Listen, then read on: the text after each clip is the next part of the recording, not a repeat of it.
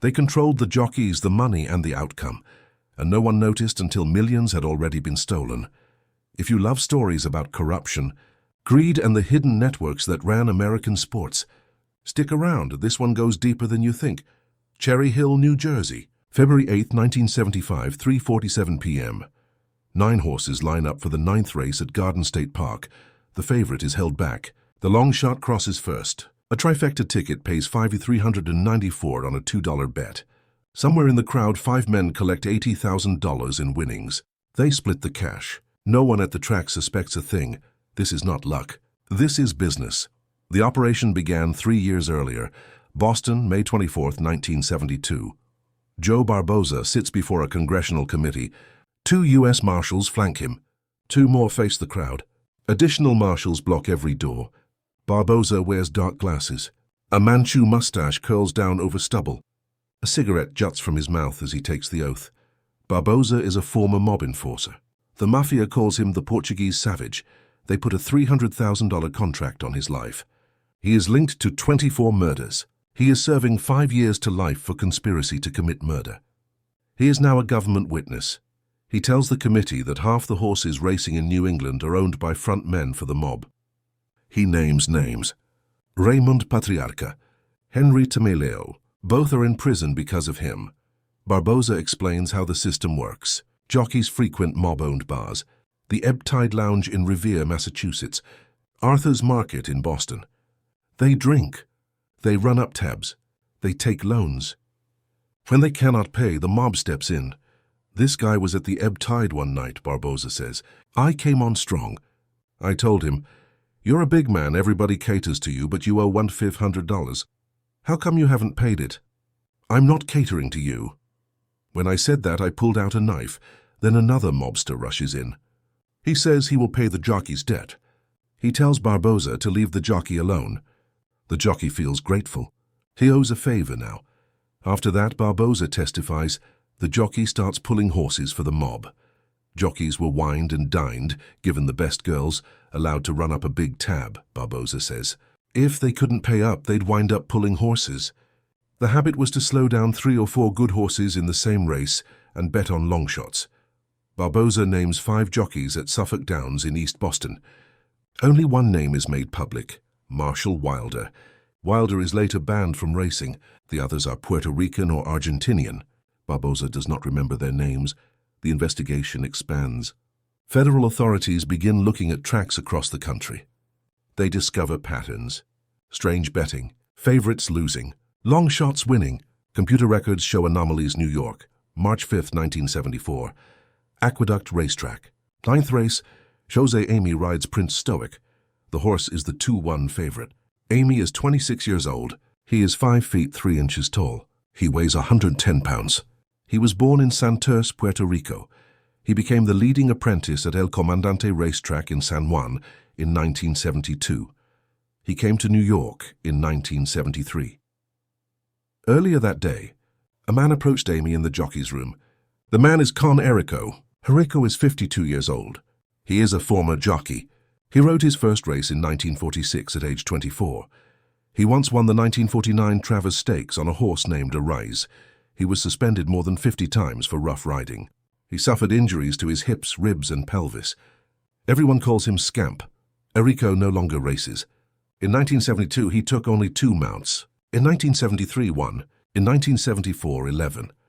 His total purse earnings in those years barely exceed $900, but he maintains his jockey's license. The license gives him access to every jockey's room at every track in New York. Errico offers Amy $500 to hold Prince Stoic. Amy has refused Errico before. This time, Errico threatens him. Amy agrees. Prince Stoic finishes 6th. The trifecta pays. Bettors who box the long shots win. Bettors who back the favorite lose. The money flows through bookmakers connected to organized crime, New York. December 31st, 1974. Aqueduct, 9th race. At the betting windows, $84,000 is wagered. The bets box every horse in the trifecta, except those ridden by Jean Cruguet and Braulio Baeza. The betting pattern is deliberate. The pattern is designed to eliminate the favorites. The race runs. The long shots finish in the money. The trifecta hits. The payout is massive. The $84,000 bet loses, but somewhere other bets win far more. Federal investigators later identify this race as part of a coordinated scheme. They begin building a case. The mastermind is Anthony Ciulla. People call him Big Tony. He is 6 feet 3 inches tall. He weighs 350 pounds. He began his operation in New England. He expanded along the East Coast. He once bragged that he fixed races in every racing state except California. Ciulla pays jockeys between $3,000 and $10,000 per race. He instructs them to hold their horses. He bets on long shots. The payoffs are enormous. When I was in business, we hit 99% of the races we set up, Ciulla later says. We controlled the infrastructure. Ciulla works with intermediaries. In New York, his main contact is Con Errico. Errico approaches jockeys in the jockeys' rooms. He makes offers. He threatens those who refuse. One jockey fails to hold his horse. The horse wins the race instead of finishing out of the money. Ciulla is furious. I smacked him every which way but loose, Ciulla later testifies to a grand jury in Detroit. Between 1972 and 1975, Ciulla fixes hundreds of races. He operates at tracks in Massachusetts, New Jersey, Pennsylvania, Michigan, Maryland, and New York. His network includes jockeys, trainers, bookmakers, and organized crime figures. The races are exactas and trifectas. In an exacta, bettors pick the first 2 horses in order. In a trifecta, they pick the first 3. When favorites are held back, long shots finish in the money. The payoffs reach thousands of dollars for a $2 bet. Garden State Park becomes a hub of activity. Between December 1974 and May 1975, Ciulla's network fixes 16 races at the track. The jockeys involved include Paul Kalai, Kevin Daly, Frank Verardi, Steve Plumchock, Jesus Guadalupe, and Ralph Ortiz Jr. The trainers are Mickey Crock, Tony Familietti, and Louis De Pasquale. They are paid between $500 and $2,500 per race. The scheme is simple. Ciulla identifies races with large betting pools. He bribes multiple jockeys riding favorites. Those jockeys hold their horses back. The long shots win. Ciulla and his associates collect. The network extends beyond Garden State Park, Suffolk Downs in Massachusetts, Pocono Downs in Pennsylvania, Detroit Race Course in Michigan, Hazel Park in Michigan, and the crown jewels of American racing, Aqueduct and Saratoga in New York. Saratoga is called the Dowager Queen of the American turf. It is where the elite of horse racing gather every summer. The track opened in 1863. It is the oldest organized sporting venue in the United States. Racing at Saratoga is supposed to be clean. It is supposed to be prestigious. Between 1974 and 1975, Con Errico fixes races at Saratoga. He bribes jockeys in the jockeys' room. The races are trifectas. The payoffs range from $911 to $5,394 for winning $2 tickets. The scheme mirrors what is happening at Aqueduct and Garden State Park. The jockeys Errico approaches are not obscure riders. They are some of the biggest names in American racing. Angel Cordero Jr. is one of the top 6 money-winning jockeys in U.S. history. So is Jorge Velasquez. So is Braulio Baeza. So is Jacinto Vasquez. All 4 are later inducted into the Racing Hall of Fame.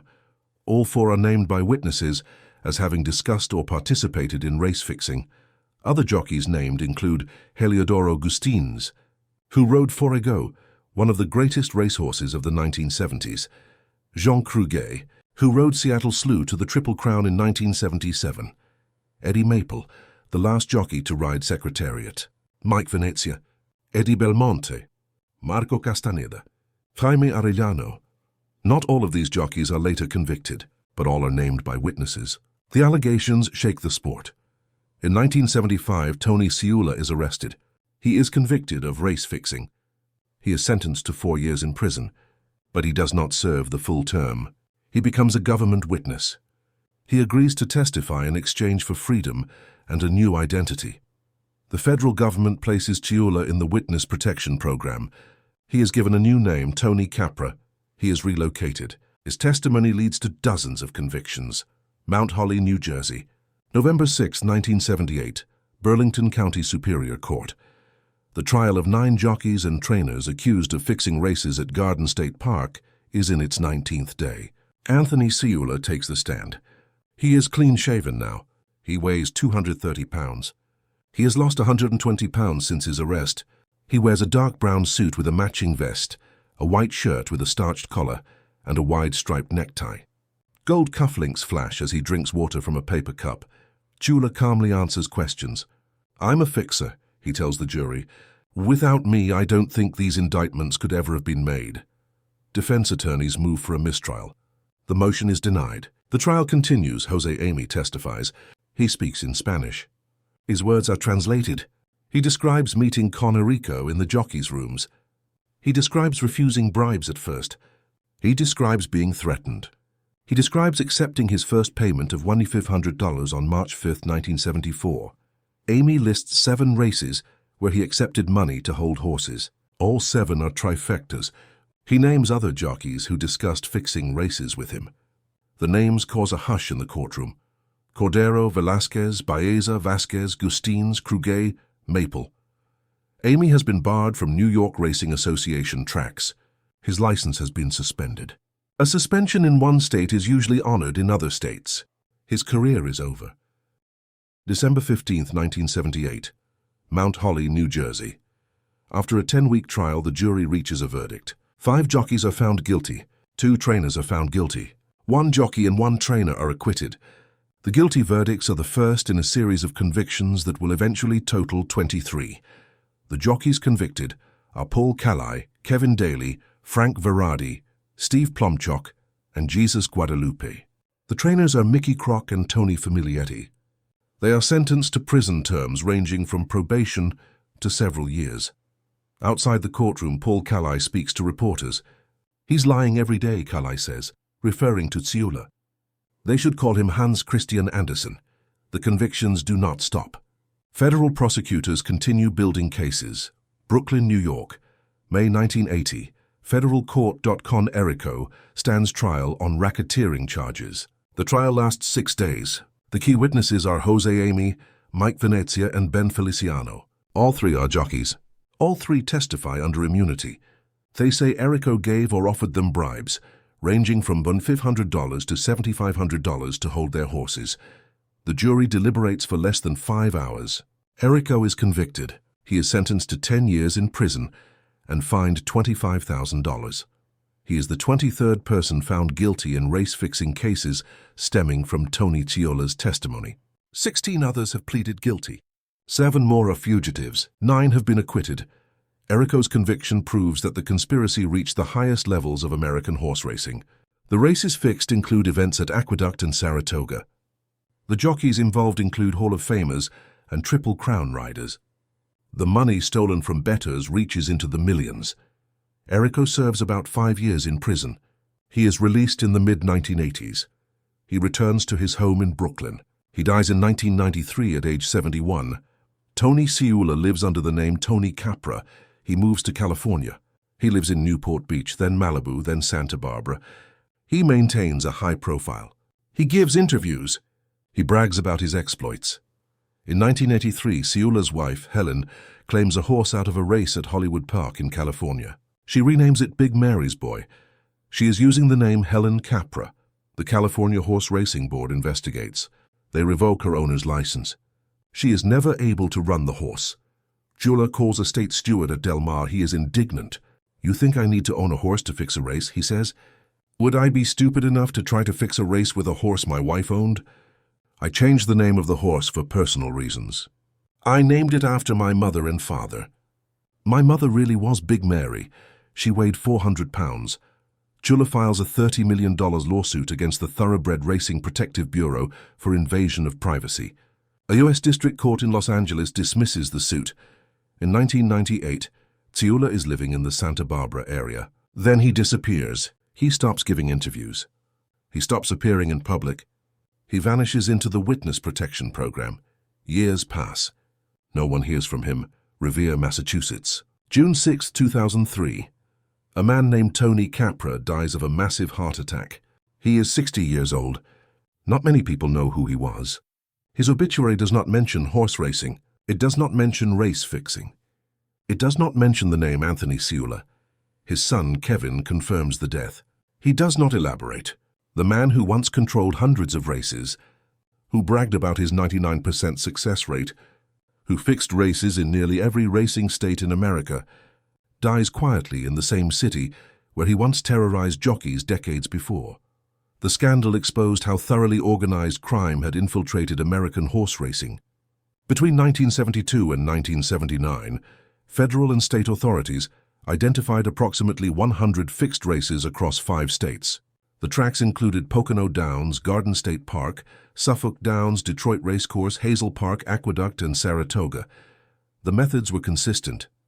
Mob-connected gamblers identified races with large betting pools. They targeted exactas and trifectas. They bribed jockeys riding the favorites. The jockeys held back their horses. The long shots finished in the money. The trifectas paid thousands. The conspirators split the winnings. The scheme required precision. A single jockey refusing to cooperate could ruin the fix. A horse breaking late could still win despite being held back. A steward noticing irregular riding could trigger an investigation, but for years the system worked. The reason was access. Con Erico's jockey license gave him entry to restricted areas. He walked into jockeys' rooms at Aqueduct, Belmont, and Saratoga. He approached riders before races. He made offers. He issued threats. The jockeys were vulnerable. Many were immigrants. Some had debts. Others feared violence. Erico helped him bribe such jockeys as Jorge Velasquez, Angel Cordero Jr., Mike Venezia, Jacinto Vasquez, Braulio Baeza, and Eddie Belmonte, federal prosecutors alleged in court documents. The list read like a who's who of 1970s racing. Not all the named jockeys were convicted. Some testified under immunity. Others were never charged. But the allegations damaged reputations. Angel Cordero Jr. denied the charges. Jorge Velasquez denied them. Jacinto Vasquez was suspended for a year over race-fixing allegations, but denied knowing Chiula. The suspensions and accusations followed riders for the rest of their careers. The racing industry's response was slow. Track officials did not lead the investigations. They did not follow up on suspicious betting patterns. Computer records showed anomalies as early as 1973, but management took no action. Federal agencies did the work that racing authorities should have done. The New York Racing Association would have been happy to see the whole thing go away and die, said one person close to the investigation. Only after Jose Amy testified did the New York State Racing and Wagering Board announce it would hold full-scale hearings. By then, the damage was done. Public trust in the sport collapsed. Between 1976 and 1979, total attendance at the 89 U.S. racetracks fell by an average of 45,564 people per day. The decline was directly linked to the fixing scandals. Bettors stopped trusting the outcomes. Why bet on a race that might be rigged? The money lost by honest bettors is impossible to calculate. Every fixed race involved thousands of dollars in losing bets. Over 3 years, across 100 races, the total likely reached into the millions. That money went to mob-connected gamblers. It flowed through bookmakers. It funded organized crime.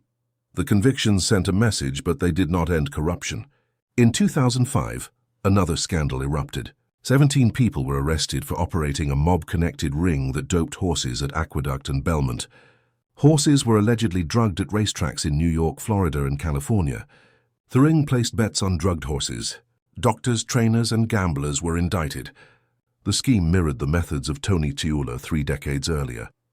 The 1970s scandals revealed systemic vulnerabilities. Jockeys could be intimidated. Track security was inadequate. Betting records were poorly monitored.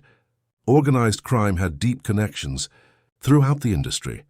Federal authorities estimated that the mob controlled a significant portion of horse racing in the Northeast during the 1960s and 1970s. Joe Barboza testified that half the horses in New England were owned by mob fronts. The track served as money laundering operations. Betting provided cover for illegal gambling networks. Race fixing was just one part of a larger criminal enterprise. The Patriarca crime family controlled racing in Massachusetts and Rhode Island. The Genovese family had influence in New York. The Philadelphia mob operated in New Jersey and Pennsylvania. Each family had jockeys, trainers, bookmakers, and track employees on their payroll. The 1970 Racketeer Influenced and Corrupt Organizations Act gave prosecutors new tools. RICO allowed federal authorities to target entire criminal enterprises, not just individual crimes. The race-fixing cases were among the first major uses of RICO against organized crime in sports. Conerico's racketeering conviction set a precedent. It proved that race-fixing could be prosecuted as part of a larger conspiracy. It opened the door to more aggressive enforcement. By 1981, 39 people had been charged in race-fixing cases connected to Tony Chula. 23 were convicted. 16 pleaded guilty. The New York State Racing and Wagering Board suspended multiple jockeys. Jose Amy lost his license. Eddie Belmonte retired under pressure. Van Feliciano, already convicted in Maryland, was barred from racing in New York. Jacinto Vasquez served a 1-year suspension. The sport implemented reforms. Jockeys' rooms were more tightly controlled. Licenses were reviewed more carefully. Betting patterns were monitored by computers. Stewards were trained to watch for irregular riding. Security cameras were installed. But the reforms came too late to prevent the 1970s scandals. The jockeys who cooperated with investigators faced uncertain futures. Jose Amy's testimony destroyed his career. He was a top rider, earning over $2.6 million in purses in 1979. After testifying, he was suspended from New York tracks. His suspension was honored nationwide. He never raced again. Mike Venezia testified against Conerico. He was granted immunity, but faced suspicion for the rest of his career. He continued riding until 1988, when he was killed in a racing accident at Belmont Park. He was 43 years old. Ben Feliciano served time for race fixing in Maryland. He testified in New Jersey under immunity. He never raced again after his suspension ended. The trainers convicted at Garden State Park received prison sentences. Mickey Crock and Tony Famiglietti served time and were banned from racing. Their careers ended in disgrace. The mob figures connected to the scheme largely escaped prosecution. The Winter Hill Gang in Boston was named in investigations, but most members were never charged in the race-fixing cases. Whitey Bulger, the gang's leader, was later revealed to have been involved in the horse race-fixing operation with Howie Winter and Tony Cayula. But Bulger was an FBI informant. He was protected. The race-fixing charges never touched him. Raymond Patriarca, the New England mob boss, was already in prison when the full scope of the scandal emerged. He died in 1984. Henry Tamilio died in prison in 1985. The bookmakers who handled the bets were rarely identified. The money trail went cold. The millions won on fixed races disappeared into the underground economy. No one was ever held accountable for the money lost by honest bettors. The scandal proved that organized crime had corrupted the sport of kings. For years, the Mafia controlled outcomes at some of America's most prestigious racetracks. They bribed jockeys. They intimidated riders. They stole millions. And for most of that time, no one stopped them. By 1980, the main conspirators were in prison or in hiding. The tracks remained open. The races continued, but the sport never fully recovered its reputation. The legacy of the 1970s race-fixing scandal is a reminder that when money and crime intersect, trust is the first casualty.